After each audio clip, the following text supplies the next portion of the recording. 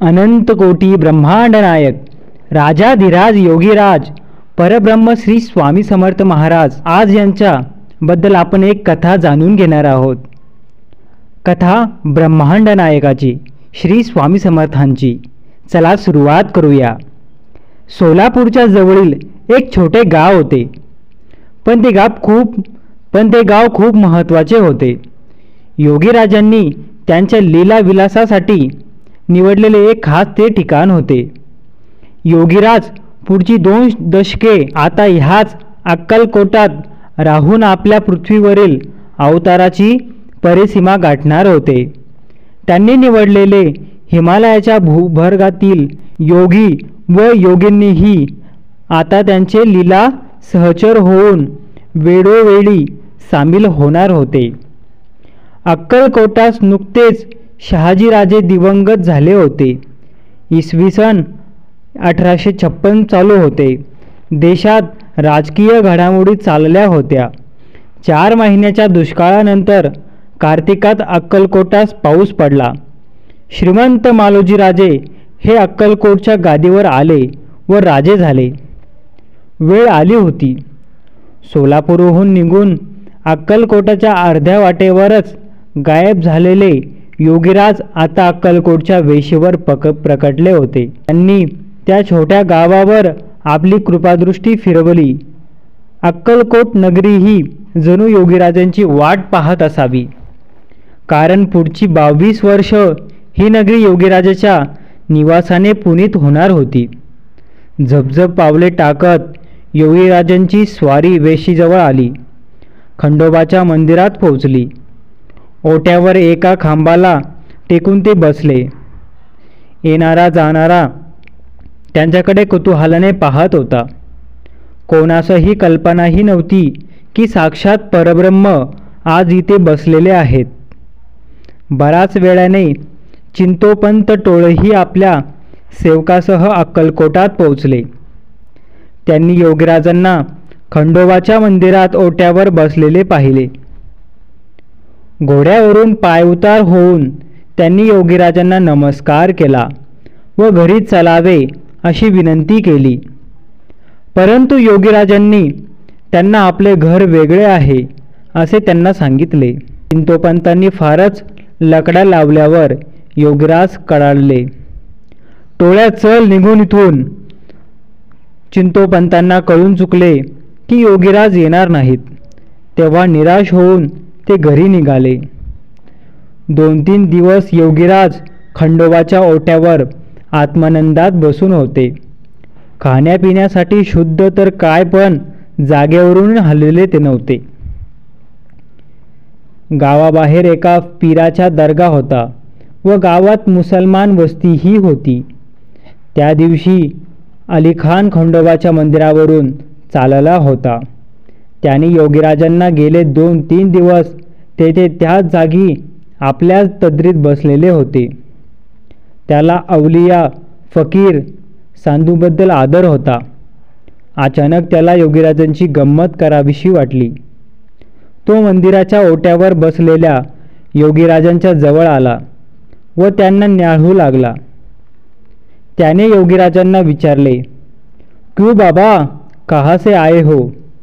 योगीराजांनी काहीच उत्तर दिले नाही। त्याने परत विचारले, अक्कलकोट में नए हो क्या? कहाँ से आए हो? तरीही योगीराज निर्विकार बसलेले होते। आता अलीखास राग आला व चेष्टा सुचली। त्याने खिशातून रिकामी चिलीम काढली व योगीराजांना दाखवून म्हणाला, क्यों बाबाजी, हुक्का चिलम पीते हो क्या? काही उत्तर नाही। अलीखान आता हिरिरीला पेटला। त्याने विचारले, क्यों चिलीम पियोगे? वेळ आली होती। योगीराज तात्काळ उतरले। हा क्यों नाही। अलीखानचे 1-2 आडापटप्पू मित्रही आता जमले होते। अलीखानने रिकामी चिलीम योगीराजांच्या हाती दिली। योगीराज हसले। त्यांनी चिलीम हातात घेऊन दोन्हीकडच्या टोळ्यातून डोळा लावून पाहून हातात फिरवली। अलीखान व त्यांचे उडाणटप्पू मित्र खो खो हसत होते। अचानक झटक्यात योगीराजांनी चिलीम तोंडाला लावली व श्वास आत घेतला। अलीखानच्या टोळक्याने हसण्याची परिसीमा गाठली होती. तोच त्यांनी हसणे एकदम थांबवले, कारण चिलिमीतून आता अग्निज्वाला व योगीराजांच्या तोंडातून भसाभस धूर निघत होता. ते सर्व आता गडबडीत झाले होते. रिकाम्या चिलिमीतून अग्नी प्रज्वलित करून धूर काढणारे हे बाबा आता आपलेही भस्म करतात की काय, अशी त्यांना भीती वाटू लागली होती. भीतीने थरथरत तिघेहीन आपल्याही करुणा भाकू लागले. काळजाची धडधड वाढली. तेवढ्यात योगीराजांनी तोंडून शब्द आले, हे संसार कागज की पुतली, हे संसार कागज की पुतली, बूंद लगे गल जाओगे, ये संसार ओस का पानी, धूप लगे टल जाओगे, ये संसार बागर का काटा, आग लगे जल जाओगे.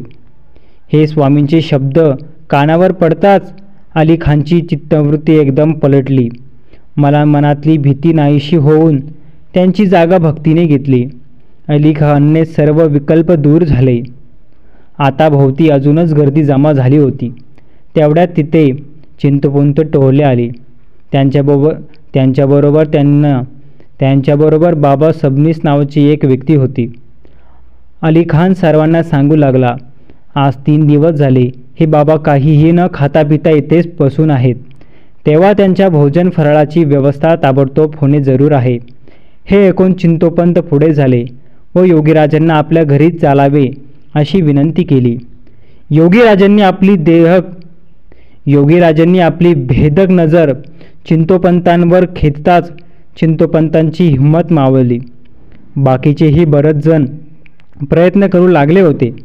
तेवढ्यात योगीराजांनी अलीखानास विचारले, का रे, आमचा चोळ्या कुठे आहे? अलीखाना क्षणभर काहीसा बोध झाला नाही, परंतु लगेच तो बाजारपेठेतील चोळापांच्या घरी धावत सुटला.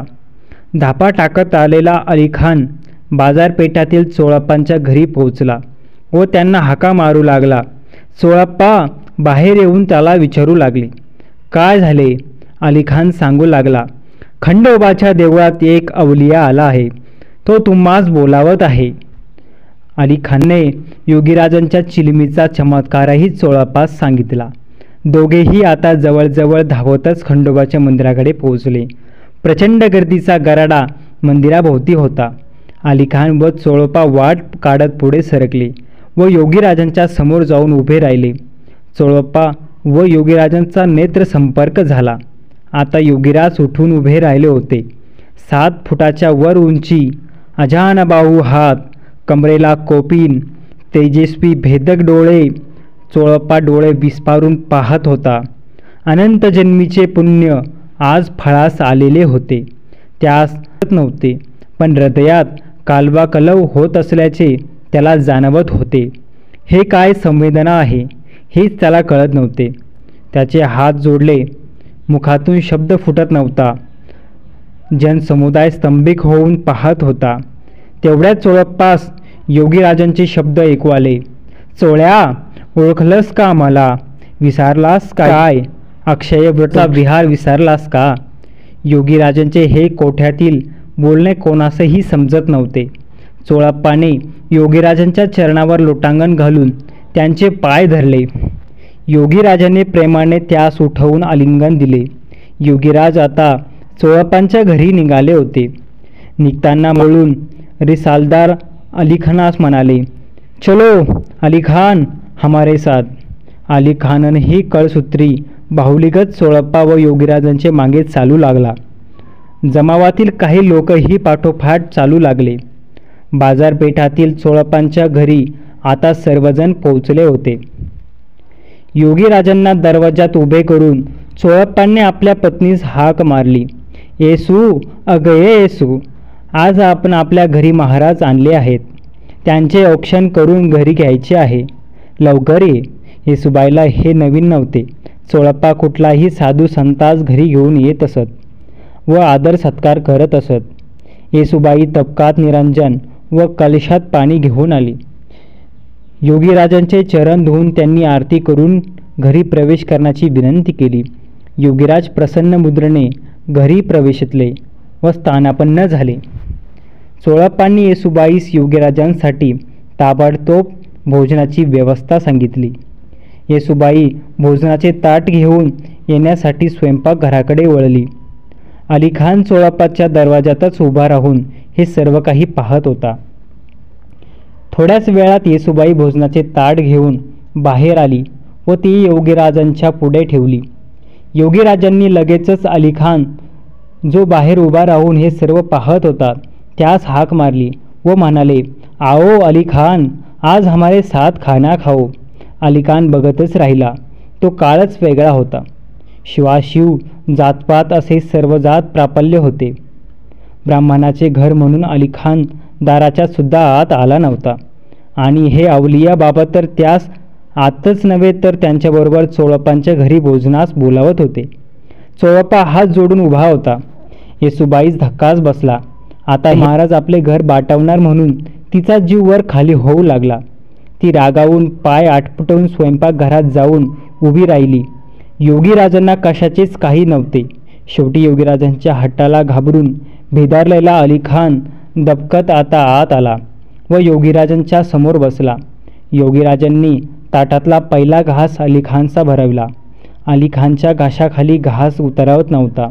योगीराज म्हणाले, खाओ, आराम से खाओ. त्या दिवशी महाराजांनी अलीखान समवेत एकाच ताटात सर्वसमक्ष चोळप्पांच्या घरी भोजन केले. परब्रह्माने भेदाभेद भोजनाच्या ताटात मिटवला होता.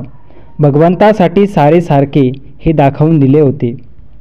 प्रज्ञापूर्वीत एक अभूतपूर्व नव्या पर्वताची सुरुवात झाली होती. स्वामी भक्तांनो, तर कसा वाटला तुम्हाला ही स्वामी महाराजांचा चमत्कार, स्वामी महाराजांची कथा? आवडली असेल तर आपल्या जवळच्या सर्व स्वामी महाराजांच्या ग्रुपवरती हा व्हिडिओ शेअर करा आणि कमेंटमध्ये श्री स्वामी समर्थ महाराज लिहा. धन्यवाद. श्री स्वामी समर्थ.